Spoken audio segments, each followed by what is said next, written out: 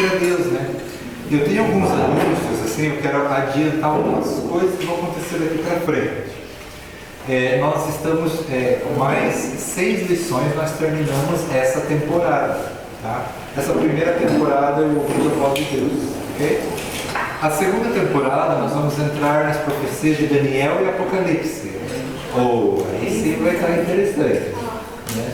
Profecias de Daniel e Apocalipse. Sabe aquele livro Apocalipse, você escuta, nossa, as pessoas estão assustadas, até os filmes que se produzem, né? Aí em Hollywood as pessoas pensam que é zumbi, coisas assim, né? Mas vamos ver o que a Bíblia mesmo realmente fala sobre esse período, sobre o Apocalipse, o que está reservado ali para a gente. Apesar que nós já vimos algumas coisinhas aqui, o milênio, né? Foi um pequeno, uma lambida no pirulito, assim, né? A gente tirou o pirulito e a gente vai devolver, tá bom?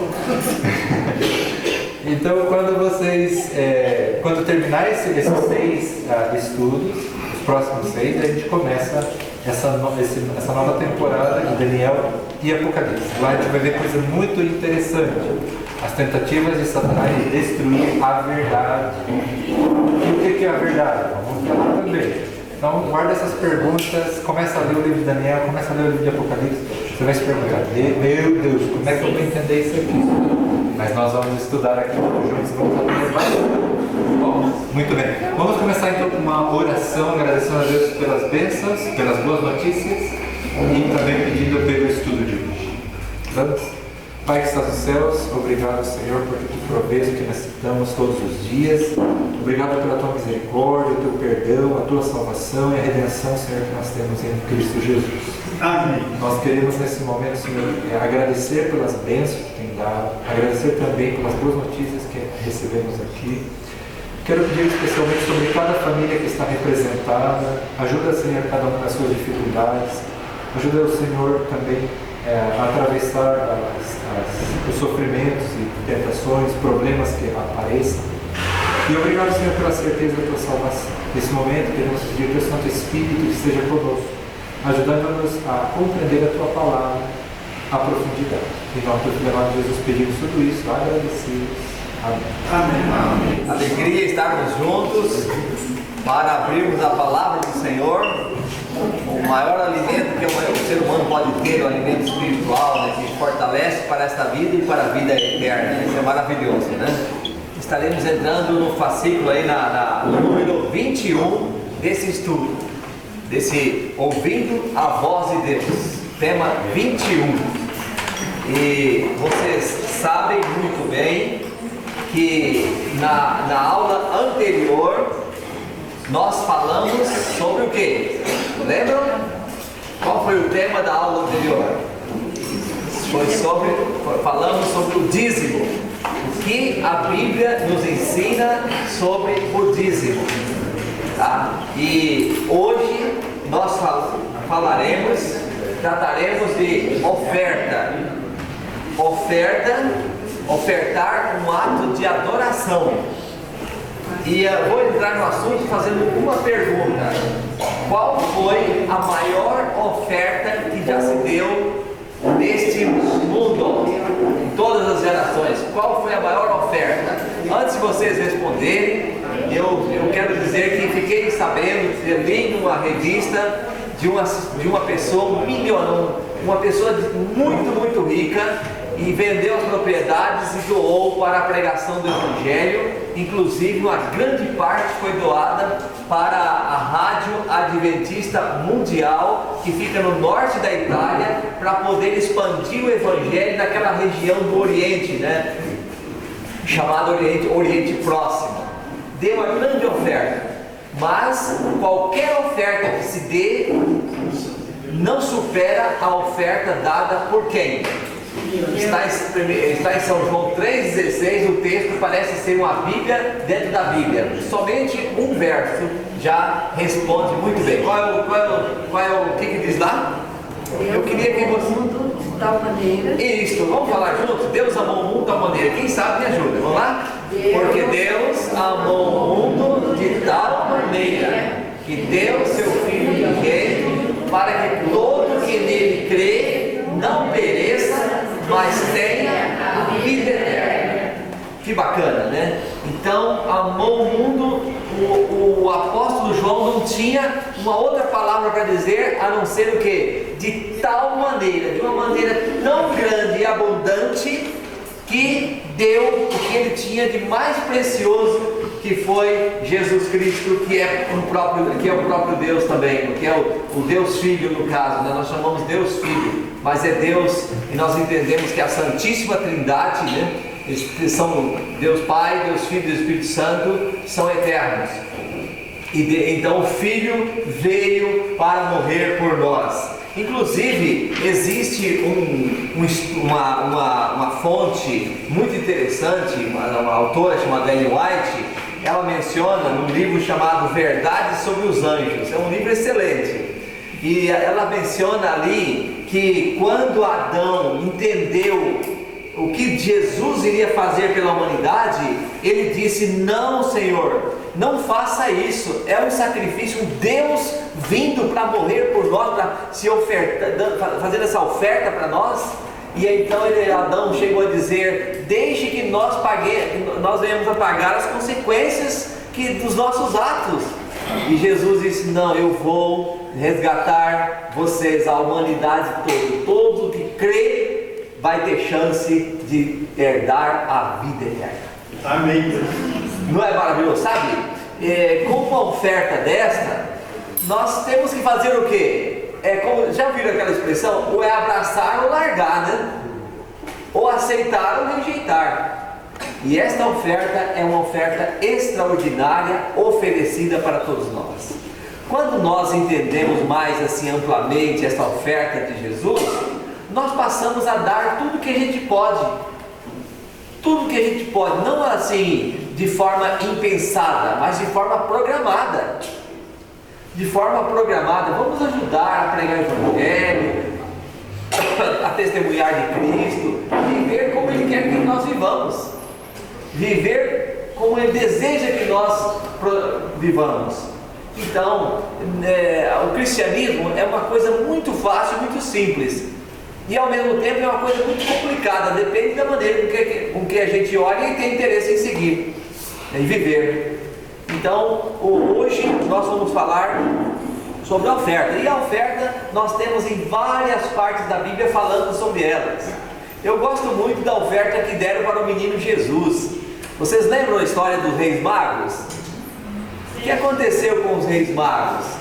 Eles ficaram sabendo através da estrela que havia uma profecia que falava que a estrela viria do Oriente, né, que Jesus seria essa estrela. E eles, quando souberam que Jesus já estava então, já havia nascido, naqueles dias eles saíram do Oriente e foram até onde Jesus estava, e lá ofereceram ofertas, presentes para Jesus Cristo, o Salvador, e adoraram a Jesus, né, também ali naquele momento, adoraram a Jesus. Inclusive na Bíblia, não sei se vocês já descobriram, nós vamos ver hoje, que a oferta que se dava no Antigo Testamento era tida como coisas santas. As ofertas eram santas, tá certo? Poucas coisas Deus mencionava que era santo. Uma coisa Ele disse na Bíblia, que Ele é santo.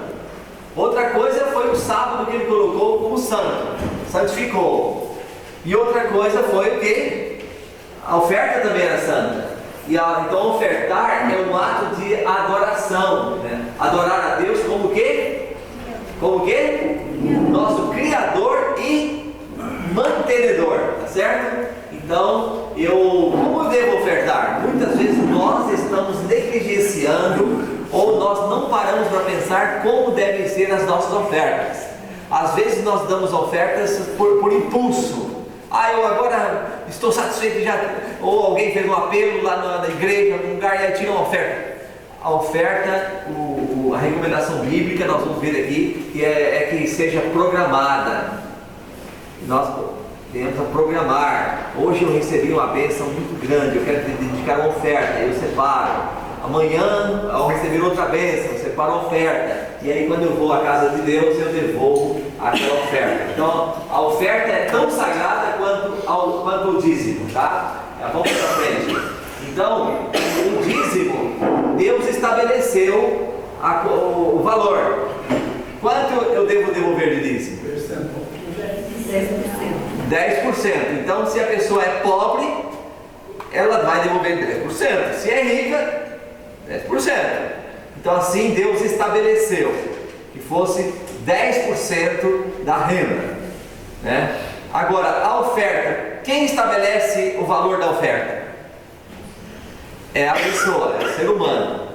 Então, muitos, além da oferta, fazem mais pactos. Alguns dão oferta em forma de percentual. Eu vou dar 5% do meu salário de oferta, vou dar 3%. E vai fazer, eu costumo dar 5% agora, mas eu quero melhorar mais a minha oferta. Não faço isso para vangloriar, não é isso. Nós não compramos Deus com o nosso recurso, mas nós mostramos para o mundo e testemunhamos de que nós somos fiéis a Deus. E eu vou dar oferta, eu dou, dízimo eu devolvo. Dízimo eu devolvo. Então, é tudo em resposta ao que Deus já fez por mim. Tudo em resposta ao que Deus já fez por mim. E às vezes nós temos uma atitude muito possessiva, né? Eu quero mais, eu quero... E é interessante buscar, crescer, né? Mas nunca olhar para a gente como o Mar Morto. Já viu a história do Mar Morto em Rio Jordão, né? O Mar Morto, ele recebe toda a água e não passa para lugar nenhum.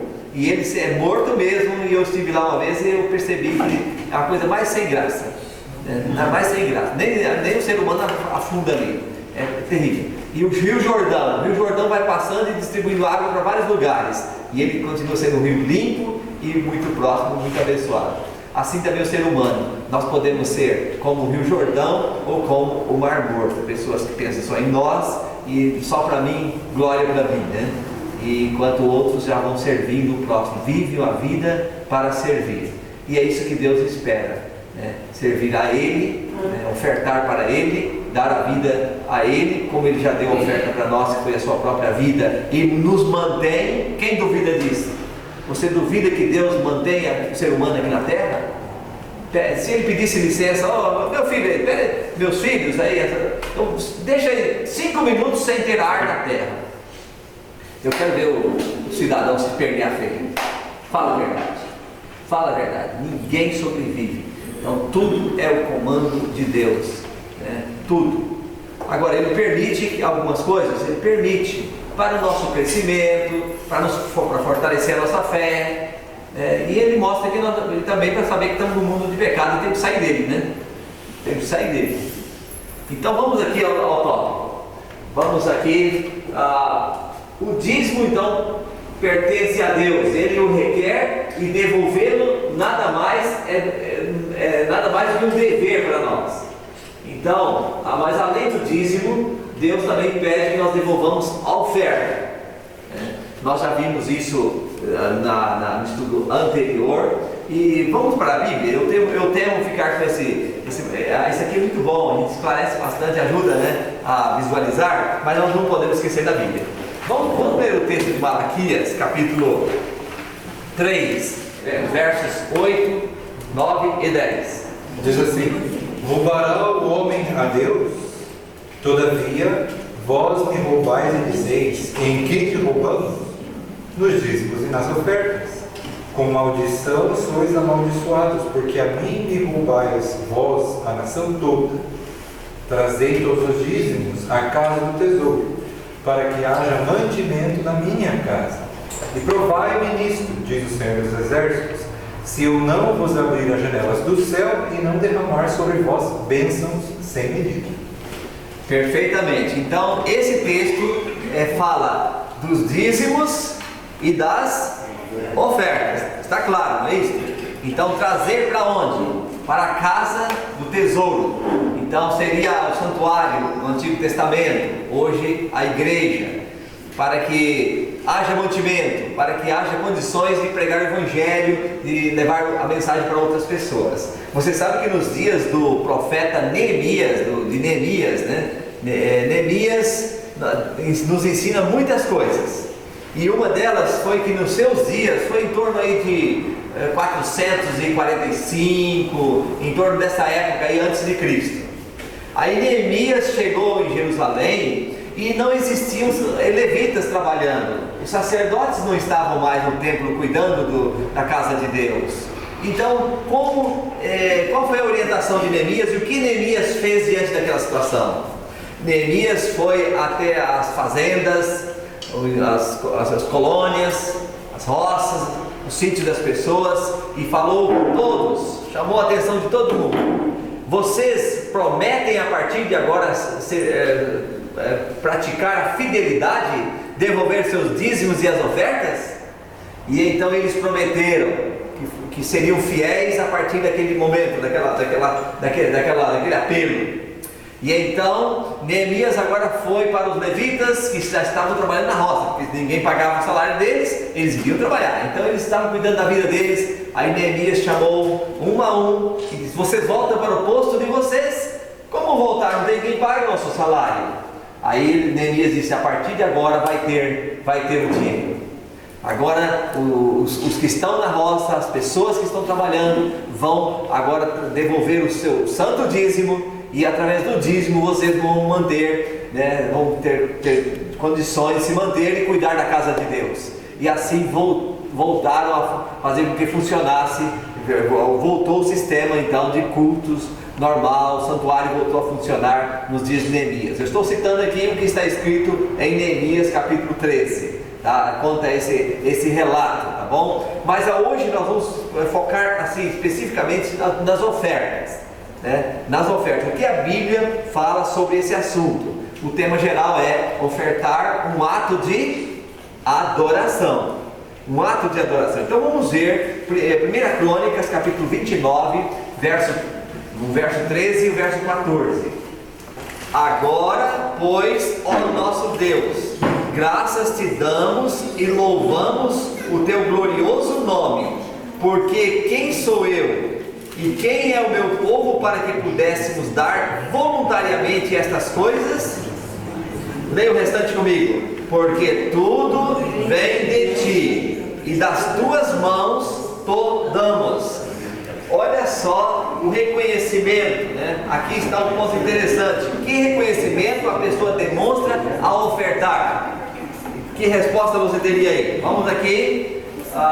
Reconhecemos que tudo vem de... O que você colocaria aqui? Tudo vem de Deus. Exatamente.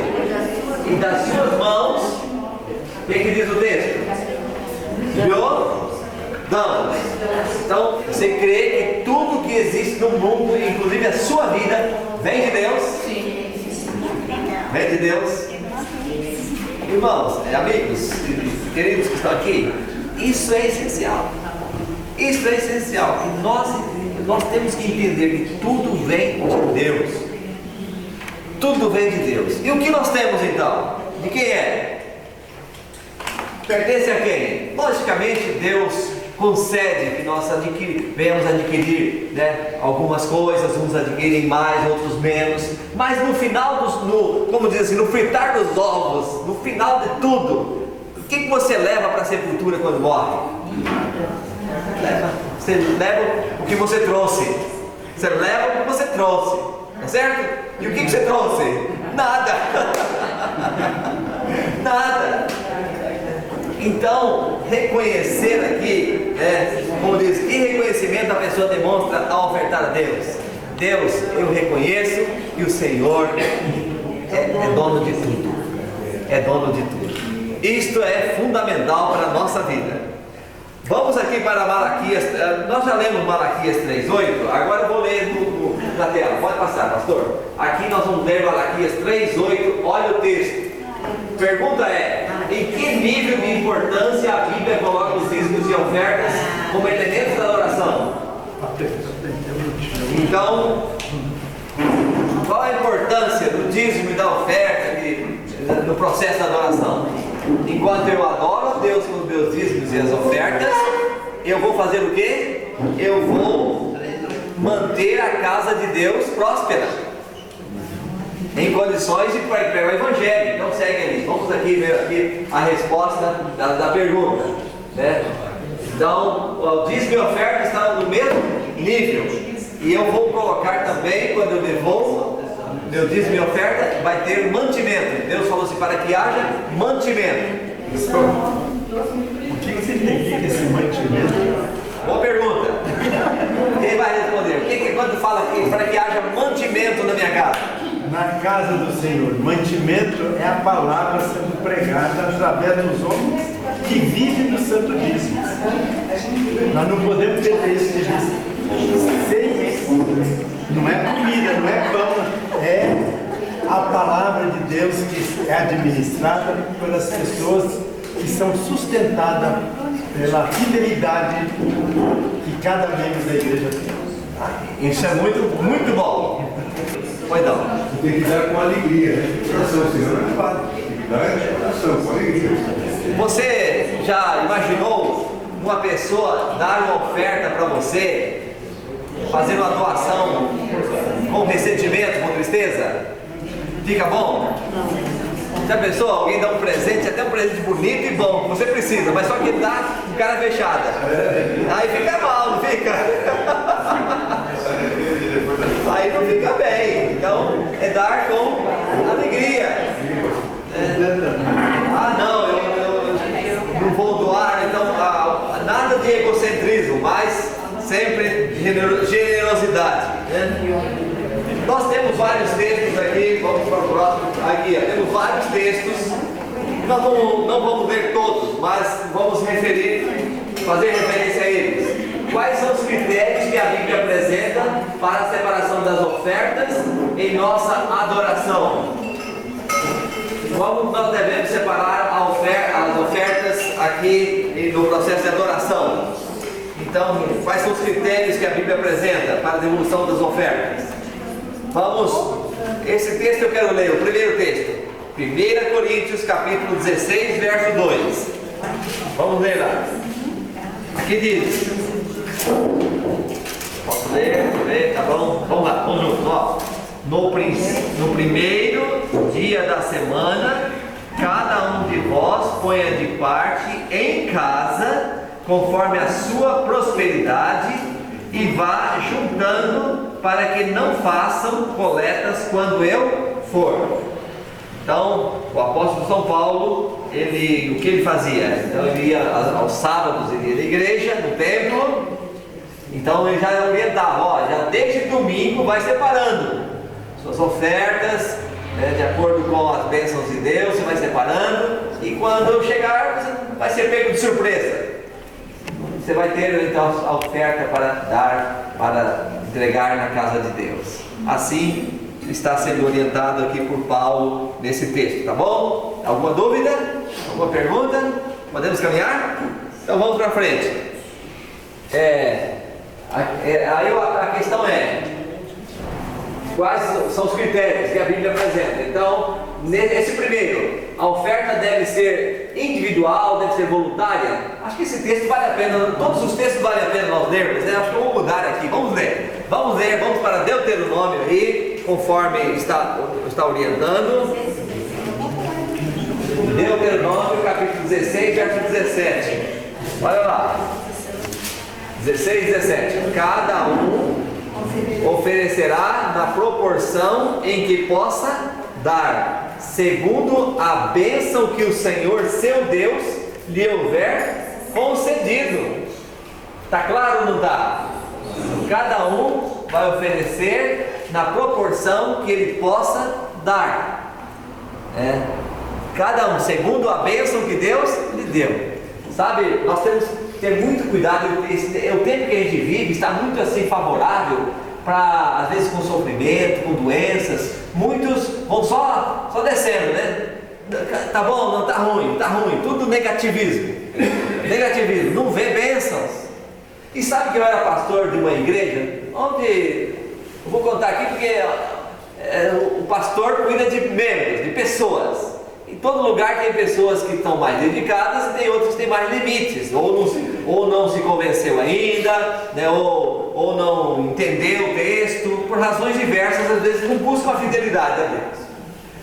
E eu estava numa igreja no Rio de Janeiro, trabalhando, e nós então fizemos um movimento para construir, reformar uma igreja que já tinha 85 anos de existência. E lógico que ela já tinha passado por reformas e tal, mas há muito tempo atrás. E então nós percebemos, os doadores eram quase sempre os mesmos. E eu pensei, os irmãos vão forçar um pouquinho a barra, e eu entrei aí no movimento, participando também, forçando, tinha filhos na faculdade, estudando, mas eu separava uma oferta maior, porque eu queria ver a casa de Deus em melhores condições. E eu observei, né, até analisando com o tesoureiro, percebi uma coisa: aqueles que eram mais fiéis a Deus, tanto nos seus dízimos como em suas ofertas, eram mais felizes. A gente percebia na igreja, mais felizes, eram pessoas mais abençoadas, sabia? Não faltava as coisas. E sabe, Deus realmente compensa os seus fiéis. Deus tem em alta estima aqueles que lhe pertencem. Eu creio nisso, e você? Sim. Deus tem alta estima aqueles que são dele, aqueles que vivem para ele, né? Vivem para ele. Se eu fosse contar as bênçãos, ou se eu fosse pedir para vocês contarem, eu creio que muitos aqui teriam muitas bênçãos para contar. Muitas bênçãos. E aqui então o texto bíblico está falando, Deuteronômio está dizendo o quê? Cada um oferecerá na proporção. Qual a proporção?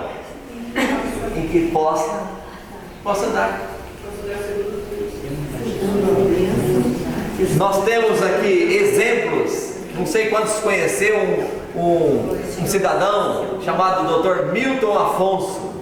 Acho que poucos conheceram, né? Dr. Milton Afonso foi o dono da Golden Cross. Hoje ele deve ter em torno de 102 anos, em torno disso, 102 anos. Mas o Dr. Milton Afonso, ele tinha uma grande empresa, hospital, muito bem sucedido, e ele foi na sede da Igreja Adventista Mundial e doou tudo. Quero doar tudo isso para a igreja. Ele estava ajudando ele ajudou mais de 60 mil alunos, dando bolsas de estudo. E algumas vezes eu estava construindo igrejas, eu precisava ir com ele, nunca ele tinha um não, sempre estava à disposição. E o Dr. Milton Afonso, quando ele ofereceu toda a riqueza dele para a igreja, a conferência geral pegou, aceitou. Poucos dias depois fez uma reunião lá na Associação Geral e voltou a dizer: nós precisamos de pessoas como você, administrando bem as empresas, e continue na sua fidelidade. A igreja devolveu tudo para ele, o que era dele, só oferta, dá oferta, não você cuida dos seus empreendimentos. E ele fazia bem, fez muito bem. E quando entrou uma crise no país, ele vendeu uma empresa, porque ele tinha 33 empresas, e ele vendeu uma, e vendeu por um valor elevado, muito alto. E o que aconteceu? Algum tempo depois, os que compraram, colocaram em ordem a empresa, a crise passou, e aí vieram oferecer para ele. E ele comprou, e já agora muito bem, uma bênção tão grande que ele não conseguia nem explicar. Deus deu muitas e muitas bênçãos. Então é aquele ponto: cada um ofereça na proporção que possa dar. E Deus ama quem dá com alegria. Então eu gosto de fazer esses planos com Deus de ofertas, né? Mesmo no meu limite, mas cada um vai fazendo no seu limite o seu melhor. Isso é importante. A Bíblia está recomendando fazer isso, né? Então cada um, o assunto eu estou passando o que a Bíblia nos fala, e cada um vai pensando e analisando o que pode fazer juntamente aí com a verdade que já possui, tá bom? Então aqui, alguns critérios. A oferta deve ser individual e voluntária. Falso ou verdadeiro? Você colocaria esse aqui? Verdadeiro. Verdadeiro? Tem certeza? Exatamente isso mesmo. Deve ser individual deve ser voluntária, isso é um fato, é bíblico. A oferta deve ser planejada. Sim ou não? Sim. Hein, mulher? Sim ou não? Sim. Estamos juntos? Todo mundo aí? Sim, exatamente. A oferta deve ser regular e sistemática. Ou seja, você vai se programar. Se você ganha o salário a cada 6 meses, antigamente era assim, né? Na roça, né? A gente tinha só na época de colheita. Então, na época de colheita, a pessoa mantinha-se fiel e devolvia a sua oferta. Mas se o seu salário é diário, você ganha, assim, todo dia você tem o seu salário, você deve ter o seu caderninho lá, aliás, a sua agendinha, né, no celular. Agora no celular é fácil, todo lugar tem celular, tem agenda aí. Então coloca lá, hoje entrou tanto, senão você se perde, senão você se perde. E alguns se perdem e falam assim, eu vou dar mais um pouco porque eu me perdi hoje. Aí amanhã chega assim, eu vou dar menos porque eu dei no outro dia, dei a mais, eu vou dar menos. Aí fica enrolado, aí ele enrola tudo. Não é assim, mas é bom que seja de uma forma sistemática. O próximo ponto aqui, a oferta deve ser proporcional às bênçãos recebidas. Sim ou não? Sim. Sim, proporcional às bênçãos recebidas. Isso está certo. Agora, como as ofertas devem ser usadas e distribuídas? Êxodo 36, verso 3. Vamos lá? Segundo livro da Bíblia. Olha lá. Estes receberam de Moisés todas as ofertas que os filhos de Israel haviam trazido para a obra do serviço do santuário, para fazê-la. E ainda cada manhã o povo trazia a Moisés ofertas voluntárias. Você sabia que existe um relato que menciona que havia um temor, até mesmo entre os povos que estavam próximos ao santuário, pessoas que viviam na região, que não conheciam, não tinham relacionamento com Deus.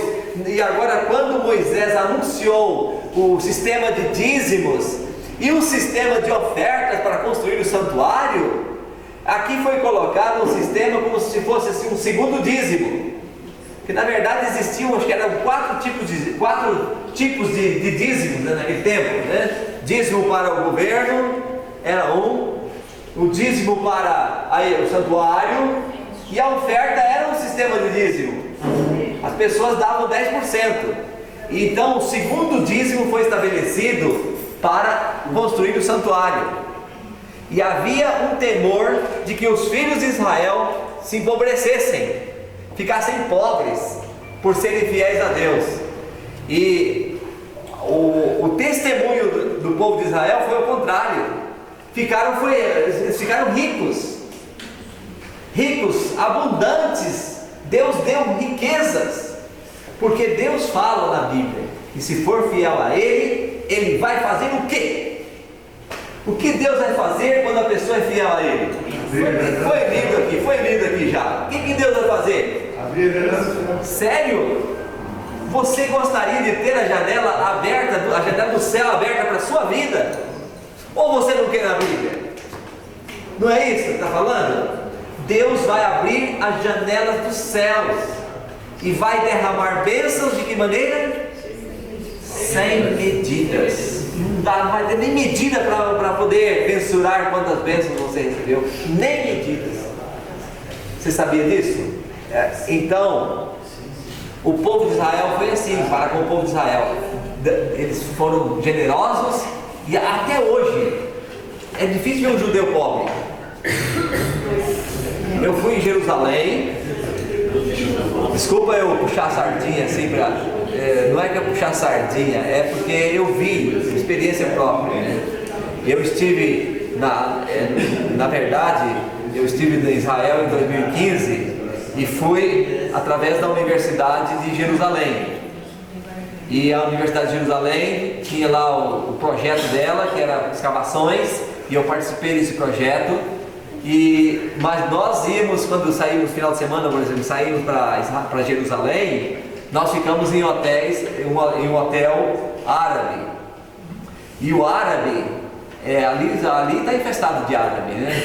Por exemplo, dentro da região ali onde está o não sei se era o templo de Salomão, o que era ali, mas são muralhas muito altas. Ali tem árabes, muitos árabes moram ali. São palestinos, árabes palestinos. Mas moram ali. Não se dão bem. As 3 religiões mais poderosas do mundo estão ali, mas só que não vivem então assim. Se for possível pegar um outro, eles têm assim uma certa distância um do outro. Eles rejeitam. Mas de qualquer maneira, o que me consola é que Mateus 8:11 fala, né, que muitos virão do Oriente e do Ocidente e se assentarão juntos na mesa do pai Abraão. Isso aqui é mais importante. Muitos que aceitarem a Deus, a Jesus, e forem salvos, não terão mais isso. Mas de qualquer maneira, os árabes são mais assim, pelo menos o que se mostra é que há uma pobreza maior entre os árabes do que entre os judeus. E os judeus, até mesmo hoje, dizem que os homens mais ricos do mundo são judeus, né? Tornaram-se banqueiros, etc. E muitas das bênçãos de Deus no passado ainda seguem com eles, apesar de eles não fazerem mais parte, segundo a nossa compreensão, da profecia bíblica. Eles saíram da profecia no ano 34. Agora eles podem ter salvação individualmente, mas como nação, eles não têm salvação assim como nação. Jesus vai voltar e vai entrar lá, vai se instalar no Monte das Oliveiras, depois vai pregar o Evangelho, muitos judeus vão se converter, depois o mundo vai se converter. Isso aí não tem fundamentação teológica, bíblica. A fundamentação bíblica é que aquele que se sois de Cristo, sois descendentes de Abraão e herdeiros conforme a promessa. Isso é que Paulo falou em Gálatas 3:26. Então aí que está, a promessa está ali. Mas voltando aqui ao tema, né? Então os judeus seguiram esse caminho, essa orientação bíblica, né? Devolvendo o santo dízimo, as ofertas, e então eles foram prósperos, né? Aí vem a pergunta aqui, essa pergunta que já vem mais direcionada agora, né? Como devem ser usadas as ofertas? Nós temos um modelo bíblico que se usava. As ofertas se usavam para pagar os levitas, aqueles que cuidavam do templo. E na igreja adventista, no 7º dia? Nós já falamos aqui sobre o dízimo e sobre a oferta, então nós vamos recapitular, né? Então, o dízimo na igreja adventista, a igreja adventista tem como se fosse uma hierarquia, né? Um sistema hierárquico. O modelo é representativo, mas é tanto um modelo como se fosse hierárquico. Vamos colocar aqui a associação geral. Esta associação geral orienta a igreja, ela assim, administra as igrejas do mundo inteiro. E quem se torna líder aqui? São pessoas de vários países diferentes. Nós temos hoje nos Estados Unidos a sede em Washington, e nós temos lá vários líderes da igreja do Brasil estão lá, do Japão estão lá, da Coreia, da África, de várias partes do mundo estão lá e representam a igreja lá, estão lá representando a igreja de onde eles são de origem. No caso, os brasileiros estão representando do Brasil. E então, esta sede mundial da igreja, ela manda missionários para o Oriente, Azerbaijão, para vários países. Ela orienta e manda obreiros para lá, pessoas para lá. Aí depois nós temos uma representação, um setor dessa conferência geral, aqui, vamos colocar aqui no Brasil, na América do Sul, se chama Divisão Sul-Americana. Ali tem uma liderança que está cuidando da igreja da América do Sul. Porque a igreja, você percebe que a igreja adventista, ela não tem assim, ministério de A, ministério de B. É uma unidade. O mesmo estudo devocional que eu faço toda manhã em minha casa, o mesmo devocional é usado lá na África, no Japão, na Rússia, em todo o mundo. É tudo organizado. Aí vem então a divisão sul-americana. Ela manda obreiros para a Bolívia, para a Argentina. São 8 países da América do Sul que ela coordena. Vocês estão entendendo? Só estou dando uma explicação e eu quero chegar no ponto do dízimo, como que o dízimo então ajuda a manter a igreja em todas as partes. Aí depois nós temos também setores regionais. No caso aqui, eu citei aqui, América do Sul tem a divisão sul-americana, mas tem nos Estados Unidos a chamada divisão norte-americana, tem na África, tem na Europa, a divisão europeia, tem várias divisões que cuidam bem da igreja na região. Aqui no caso, na América do Sul, nós temos vários setores que se chamam, várias instituições que se chamam União. Aqui nós temos, por exemplo, eu digo aqui em Curitiba, né? Nós temos a União Sul-Brasileira. A União Sul-Brasileira que cuida desde o Paraná, Santa Catarina até o Rio Grande do Sul. Coordena, orienta, no caso, as chamadas associações. Aí vem outras divisões aqui chamadas associações ou missão da igreja. Cada associação dessa cuida de um número de igrejas. Algumas cuidam de 250, outras cuidam de 300 igrejas, entendeu? Então, aqui no Paraná nós temos duas associações. Elas estão aqui em Curitiba. Uma, acho que é em Vista Alegre, né? E a outra eu não sei onde é. Uberaba? E Uberaba. Então tem essas duas associações. Aí cuidam em torno de 500 igrejas. 500 igrejas. Aí depois dessas associações nós temos, aí tem essas duas associações aqui. Em Santa Catarina tem uma em Joinville e a outra está em Florianópolis. No Rio Grande do Sul tem mais duas. Então essa União Sul-Brasileira está, a responsabilidade reúne, motiva, treina, passa doutrinas, teologia para os pastores e tal, e aí dá suporte a estas associações que são em torno de, acho que são 9 associações que tem aqui na região sul do Brasil. Depois tem também a União Central Brasileira, que cuida, União Central Brasileira, que cuida do Estado de São Paulo. Lá também tem várias associações, e lá trabalha assim, com as associações, igual eu falei aqui, tem lá, tem o Rio de Janeiro e assim por diante. As associações têm os chamados aqui distritos. Distritos é o quê? É uma região que o pastor local toma conta. O distrito pode ter uma igreja somente ou 10 igrejas menores. Aqui Juvevê é uma igreja, só uma igreja, que tem quase 1000 membros, 700 e poucos membros, ou alguma coisa assim, mas visitantes, aí dá quase 1000. Aí o pastor sozinho, para cuidar de todo esse povo, esse número de membros e etc., o que ele faz? Ele chama auxiliares.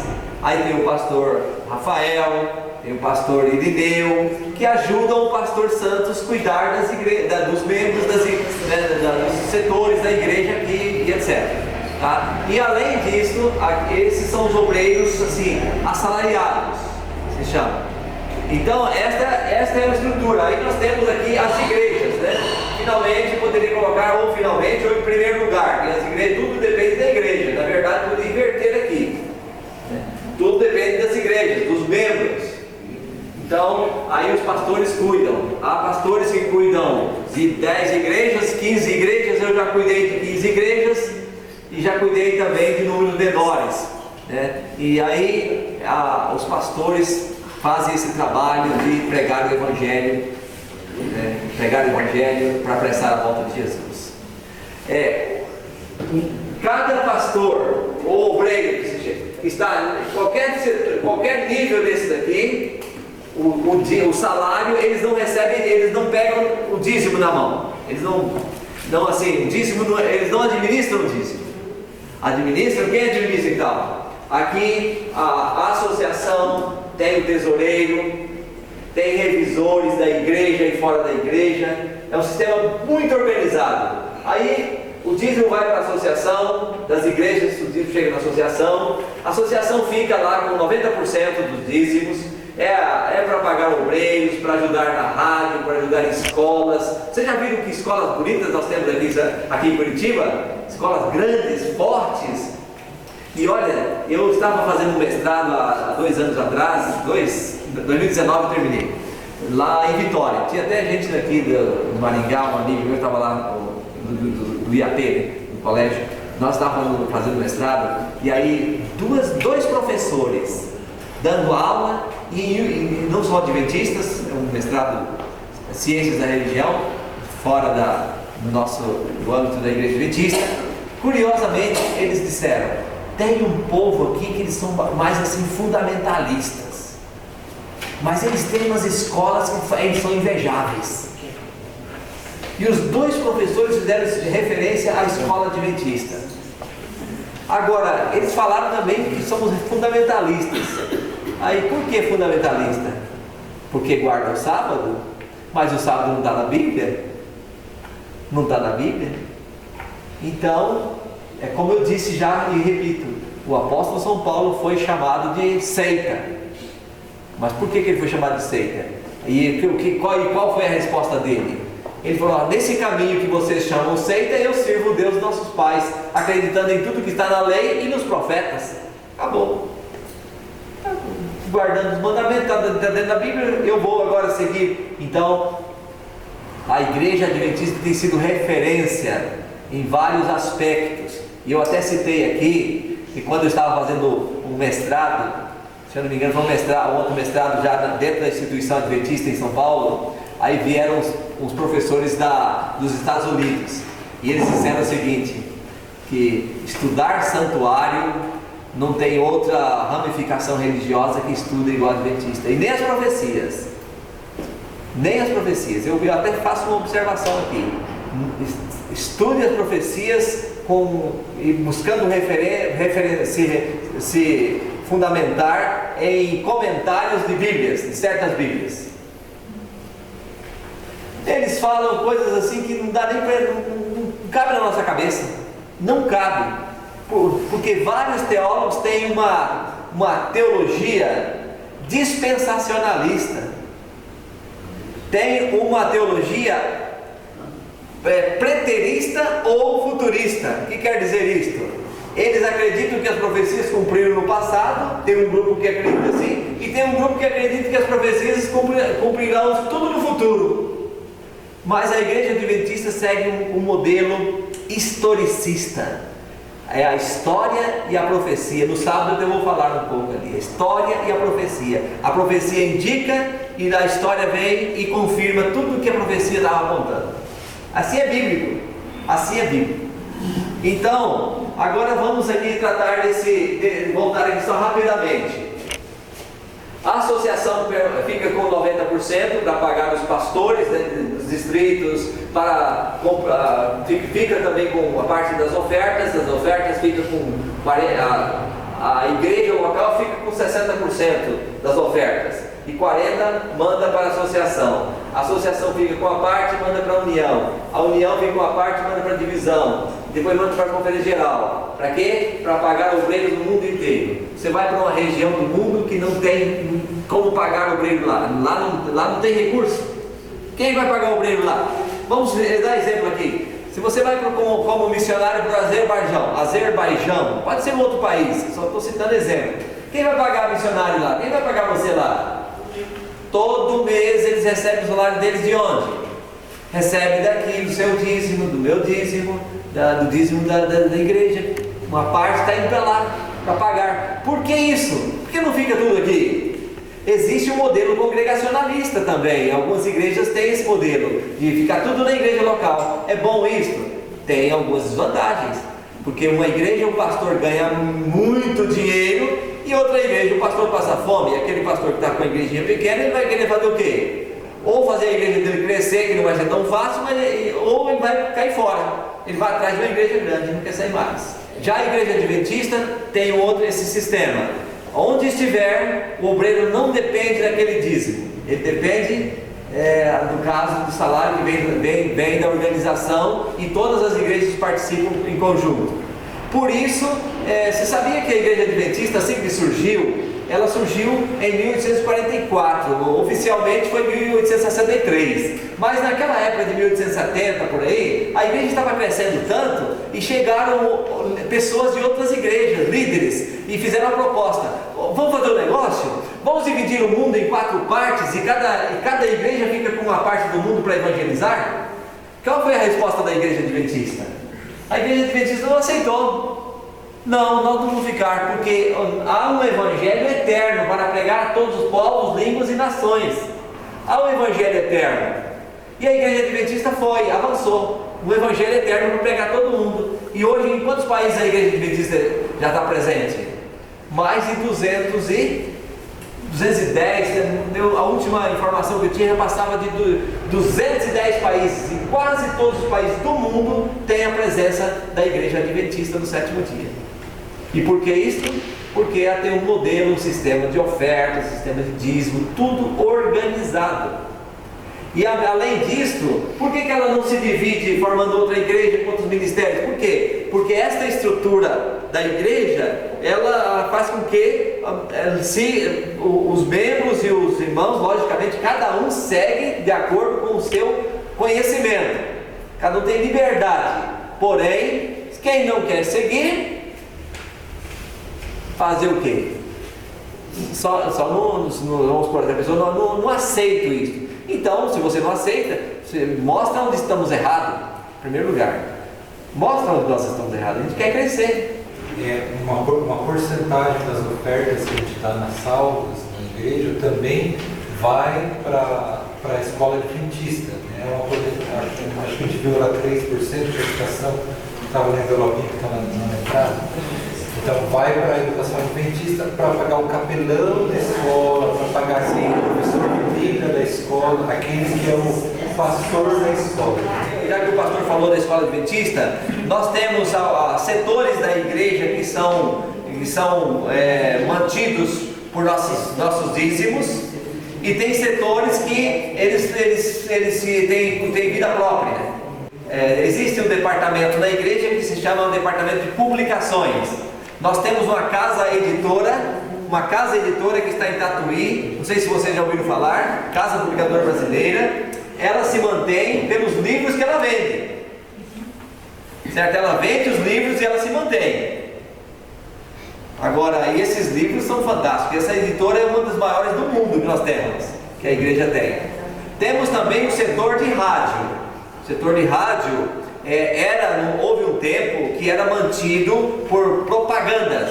Quando começou, fazia propagandas de música, cantores. Eu fui diretor de rádio durante um tempo no Espírito Santo, e era mantido pelas vendas de comerciais, propagandas. E temos as escolas, como o pastor Rafael já destacou aqui, as escolas, elas recebem uma subvenção da igreja, da própria igreja, que é uma parte do nosso dízimo. Ela não se mantém a escola com a mensalidade dos alunos? É porque existem vários alunos, são vários alunos, às vezes precisam de bolsas. Existem critérios que a escola dá bolsa para os alunos. O dinheiro, a parte do dízimo que vai para as escolas adventistas, ela não paga os professores em geral. Ela paga o capelão da escola e o professor de Bíblia. É para esses dois professores, não para todos os professores. Entendeu? Porque eles, vamos dizer assim, eles são os levitas da escola, eles que ensinam a religião, a Bíblia, a fé, entendeu? A escola adventista não vai sozinha, só na religião, não. Também a escola adventista prioriza um modelo criacionista e não o modelo evolucionista. Então, muitos têm dado preferência à escola adventista porque ela é mais tradicional, e em meio a esse mundo tão secularizado, ela tem sido um referencial. Agora, a mensalidade dos alunos, que os alunos pagam, aí pagam professores, né, e outras finalidades que a escola tem, ela cumpre esse papel. Eu estudei em escola particular, escola municipal, durante até o 7º ano. Hoje seria o penúltimo ano do fundamental. Mas eu, quando cheguei no período da minha vida, eu fui para o ensino médio, eu disse, não quero mais estudar em escola secular. Via professor com cheiro de cigarro, com cachaça, meio bêbado na sala, tanta coisa que a gente via, e eu achei por bem não seguir esse caminho, seguir o caminho da escola, agora a instituição, e eu fui para o internato, fui para o IAP, inclusive, e fiz 3 anos do ensino médio lá no IAP. E depois eu fui... Quer dizer IAP, professor? Nós estamos lá. É verdade, irmão, me perdoe. É um Instituto Adventista de Ensino, é um seminário que recebe alunos, e lá é um internato. Tem rapazes, tem moças, tem lá os professores, tem os monitores, os preceptores, os que cuidam deles. E também a igreja orienta um princípio de saúde saudável. Nós temos o setor da igreja, que é o setor que cuida para que os membros tenham melhor saúde. Então eu pego o desenvolvimento em todas as áreas. Maravilhoso isto? Pois bem, irmãos, chegamos ao fim aqui. Antes de adorar a Deus com a devolução fiel e sistemática dos dízimos das ofertas, o que devemos entregar a Ele? Aí, aqui conta a história da Macedônia, né? 2 Coríntios, os cristãos macedônios, em primeiro lugar, fizeram o quê? Eles, em primeiro lugar, entregaram-se, né, a si mesmos, a quem? Ao Senhor. É uma entrega de coração.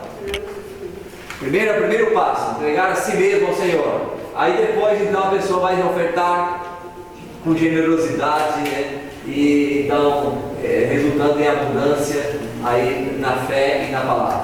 Define a Bíblia o percentual de nossas ofertas. Cada um oferecerá, nós já lemos esse texto. De que forma? Cada um oferecerá na proporção, né? Na proporção que possa dar, segundo a bênção. Não adianta estar prometendo que não deve também, né? Porque prometeu, sempre é importante nós cumprir. É melhor não prometer do que prometer e não cumprir. Então, na proporção em que possa dar. Pode passar para frente. Qual deve ser a motivação para nós ofertarmos? Então, vamos aqui com mais um. Aí, é para enriquecer a Deus? É para enriquecer a Deus? Falso. Exatamente. Ser reconhecido como generoso? Também não. Amor a Deus e a sua causa? Sim. Verdadeiro. Muito bem. Próximo aqui. Pode seguir a próxima. Agora vamos para a recapitulação. Ofertas são expressão do coração agradecido e generoso. O crente pode decidir quanto a elas, obedecendo os critérios bíblicos, segundo os quais a oferta deve ser o quê? Primeiro, o que vocês colocariam aí? Planejada. Nós vimos lá, oferta planejada. Segundo ponto, vamos lá, letra B, regular, sistemática. Letra C, individual e voluntária. E letra E, proporcional às bênçãos.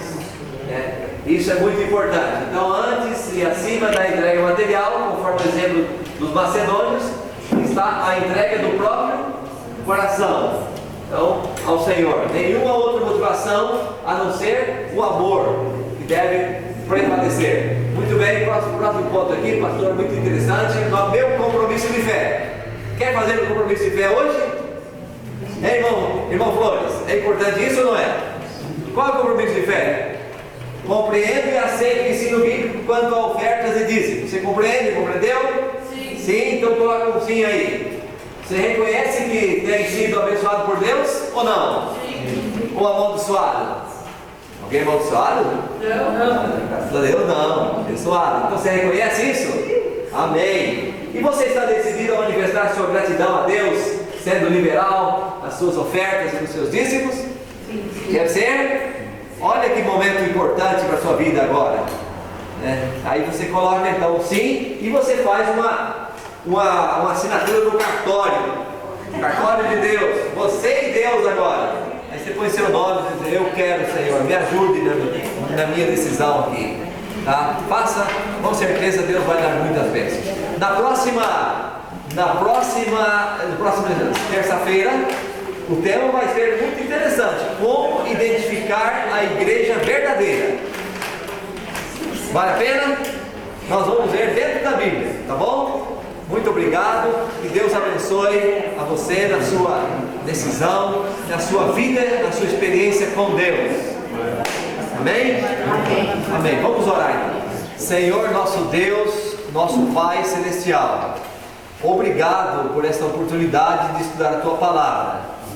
Que o Senhor possa nos ajudar a cada passo da caminhada cristã.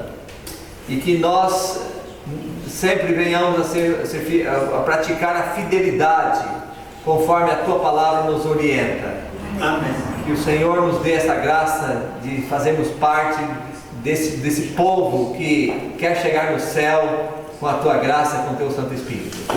Dá-nos uma boa noite, leva-nos em paz para os nossos lares. Entregamos a nossa vida e a vida de todos aqui em Tuas mãos, mais uma vez, em nome de Jesus. Amém. Amém. Amém.